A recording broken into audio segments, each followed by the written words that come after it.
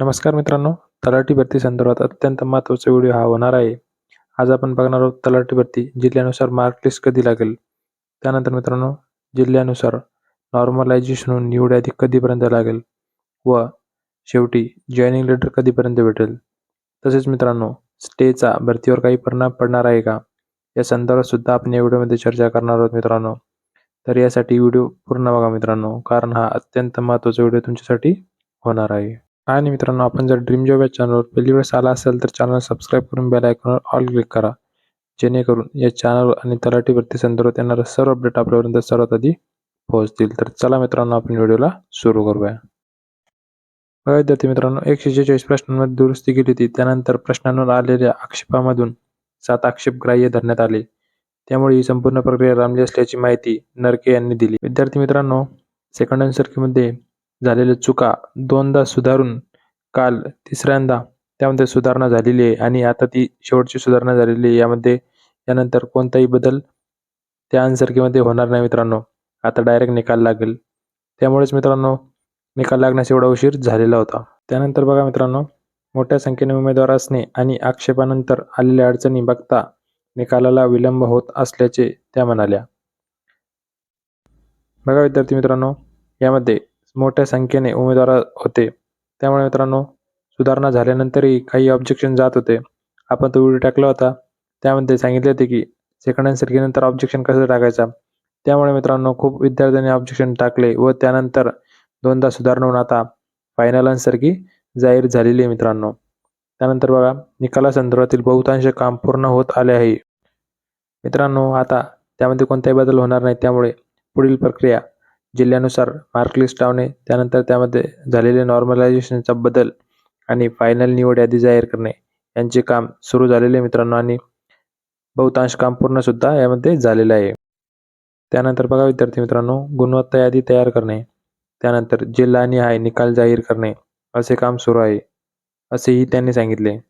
दरम्यान ही प्रक्रिया 26 जानेवारीपूर्वी करण्याचे नियोजन असून निवड झालेल्या उमेदवारांना 26 जानेवारी रोजी निवडपत्रे देण्यात येतील अशी शक्यता जिल्हा प्रशासनातील एका वरिष्ठ अधिकाऱ्याने बोलून दाखवली. विद्यार्थी मित्रांनो, यानंतर आता गुणवत्ता यादी तयार करणे, त्यानंतर जिल्हानिहाय निकाल जाहीर करणे असे काम सुरू आहे असे त्यांनी सांगितले.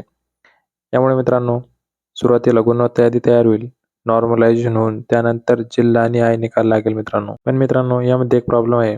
बघा, ही प्रक्रिया 26 जानेवारीपूर्वी पूर्ण करण्याचे नियोजन असून निवड झालेल्या उमेदवारांना 26 जानेवारी रोजी निवडपत्रे देण्यात येतील अशी शक्यता जिल्हा प्रशासनातील एका वरिष्ठ अधिकाऱ्याने बोलून दाखवली. मित्रांनो, त्यांनी सांगितले आहे की 26 जानेवारीपूर्वी पूर्ण होऊन 26 जानेवारी रोजी निवडपत्रे देण्यात येतील. पण मित्रांनो, हे शक्य नाही.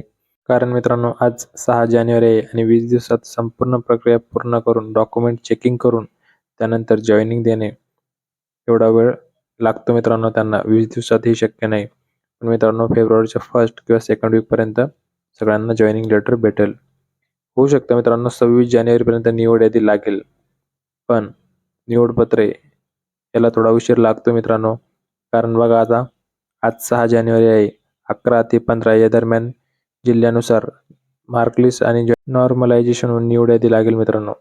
त्यानंतर ते डॉक्युमेंट चेकिंगसाठी विद्यार्थी मित्रांना टाईम देतील व तारीख देतील की या तारखेपर्यंत डॉक्युमेंट चेकिंग होईल व या दिवशी हजर राहा म्हणून.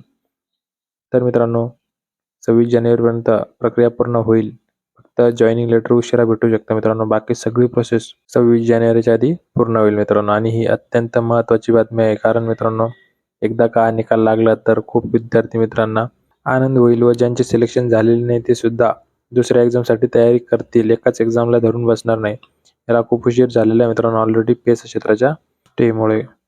व मित्रांनो, सर्वात महत्त्वाचा प्रश्न म्हणजे पेसा क्षेत्राच्या याचिकेमुळे व त्या स्टेमुळे यावर काही परिणाम पडणार का? तर नाही मित्रांनो. 9 तारखेला यामध्ये सुनावणी आहे व निकाल आपल्याच बाजूने लागेल. कारण संपूर्ण प्रोसेस झालेली आहे व गव्हर्नमेंटसुद्धा यामध्ये सक्षम आहे की सगळ्या बाजू व्यवस्थित मांडतील व निकाल आपल्या बाजूने लागेल मित्रांनो. फक्त पेसा क्षेत्राचा निकाल एखाद्या वेळेस पेंडिंग पडू शकतो, पण नॉन पेसावाल्यांचा निकाल 100% 26 जानेवारीपर्यंत लागेल मित्रांनो.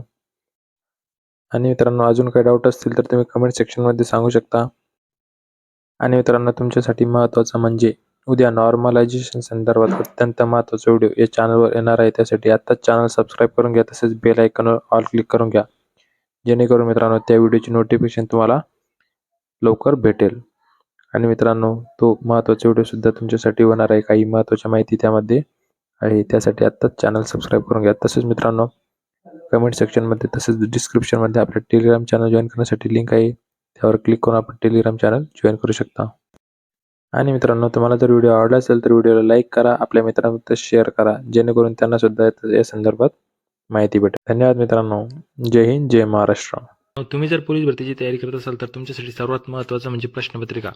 मागच्या झालेल्या प्रश्नपत्रिका वाचणे खूप महत्त्वाचं असतं. त्यासाठी भारती प्रकाशन पुणे यांचे 40,000 जम्बो हे पुस्तक नवीन आवृत्ती प्रसिद्ध झालेली आहे. मित्रांनो, हे केवळ साधे बुक नाही तर स्मार्ट बुक आहे. मित्रांनो, यामध्ये तुम्हाला 400+ टॉपिक वाईज व्हिडिओज आहेत, 200+ टॉपिक वाईज टेस्ट आहेत आणि मित्रांनो 100+ सराव टेस्ट आहे. रँकसह 1500+ स्मार्ट QR कोड या पुस्तकामध्ये दिलेले आहे. मित्रांनो, त्यामध्ये तुम्ही हे सगळे सोडू शकता. मित्रांनो, तुम्हाला जर हे पुस्तक घ्यायचं असेल तर जवळच्या बुक स्टोअरवर जाऊन त्यांना फक्त जम्बो म्हणा, लगेच तुम्हाला ते हे पुस्तक काढून देतील.